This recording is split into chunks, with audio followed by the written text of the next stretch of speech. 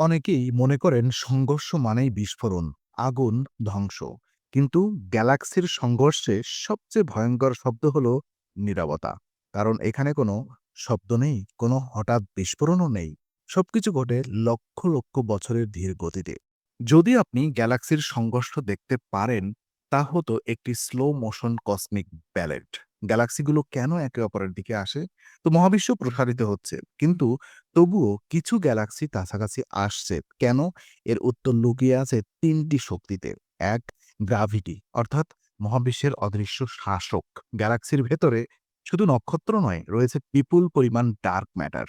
এই dark matter একটি অদৃশ্য গ্র্যাভিটেশনাল জাল তৈরি করে, যা গ্যালাক্সিগুলোকে একে অপরের দিকে টেনে আনে।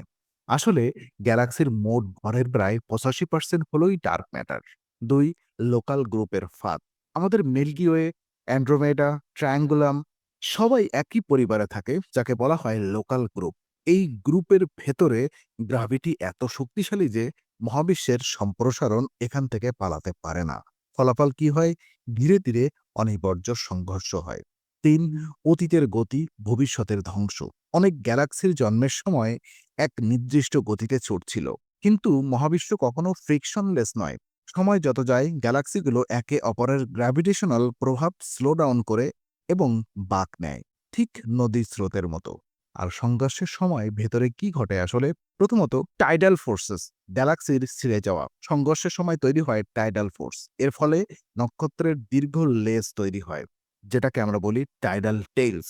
দেন স্পাইরাল আর্মস ভেঙে যায়, গ্যালাক্সির ডিস্ক টান টান হয়ে প্রসারিত হয়। হাবল টেলিস্কোপ এমন বহু দৃশ্য ইতিমধ্যেই তুলেছে।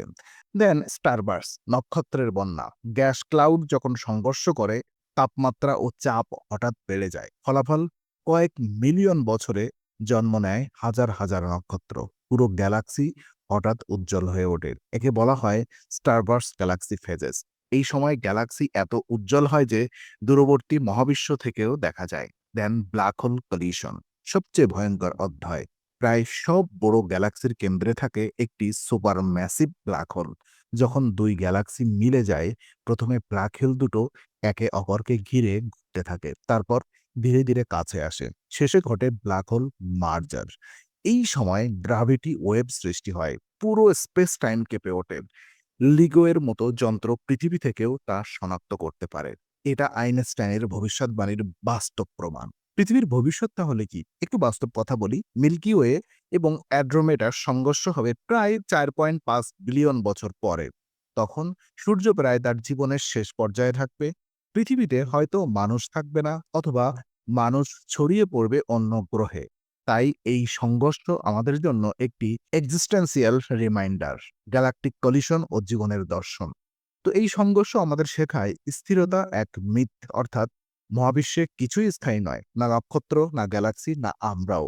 ধ্বংস মানেই শেষ নয়, একটি গ্যালাক্সির মৃত্যু থেকেই জন্ম নেয় নতুন গ্যালাক্সি, নতুন নক্ষত্র, নতুন সম্ভাবনা। আমরা ক্ষুদ্র কিন্তু অর্থহীন নই। আমরা হয়তো একটি ধূলিকণা, কিন্তু আমরা মহাবিশ্বকে বোঝার ক্ষমতা রাখি। এটাই আমাদের সবচেয়ে বড় শক্তি। ভবিষ্যতের জ্যোতিষবিজ্ঞান তাহলে কি? জেমস ওয়েব আরও দূরের সংঘর্ষ দেখবে। এআই দিয়ে গ্যালাকটিক ইভ্যালুয়েশন মডেল তৈরি হবে। মানুষ বুঝবে মহাবিশ্ব কিভাবে গ্রো করে। গ্যালাকটিক কলিশন হলো মহাবিশ্বের গ্রোথ মেকানিজম। তো গ্যালাকটিক কলিশন আমাদের মনে করিয়ে দেয় মহাবিশ্ব ধ্বংস করে না, রূপান্তর ঘটায়। গ্র্যাভিটি হলো গল্পকার, আর আমরা সেই গল্পের পাঠক। আপনি যদি এমন গভীর মহাজাগতিক গল্প ভালোবাসেন, সাবস্ক্রাইব করুন ইনফোনারি। কমেন্ট করুন, আপনি যদি এই সংঘর্ষ দেখতে পারতেন, ভয় পেতেন নাকি বিস্মিত হতেন? কারণ ইনফোনারিতে আমরা শুধু বিজ্ঞান শেখাই না, আমরা মহাবিশ্বের আত্মা শোনাই। Stay curious, stay ইনফোনারি।